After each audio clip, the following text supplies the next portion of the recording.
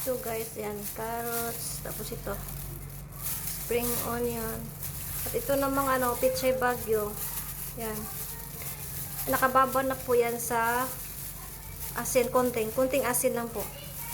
Mga 3 to 6 hours ibabad mo para hindi siya, para maging ganyan siya. Tapos lagyan nila ng kunting tubig na medyo maligam-gam para maging ganyan ang texture niya. Tapos ito naman, yung sauce niya, ano to? Yan, pinaghalo ko na. Ano to siya? Bawang, sibuyas, luya, tapos lagyan niya kunting suka. Tapos pwede rin lagyan niyo ng peras. Halo niyo sa pag-blend.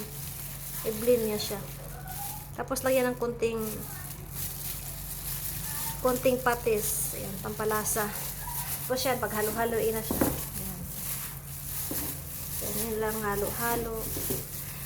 At saka yung, kaya siya naging kulay red, ano po siya, chili powder.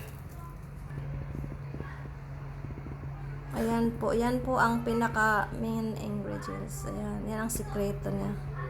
Kutsukaro, ayan, chili powder.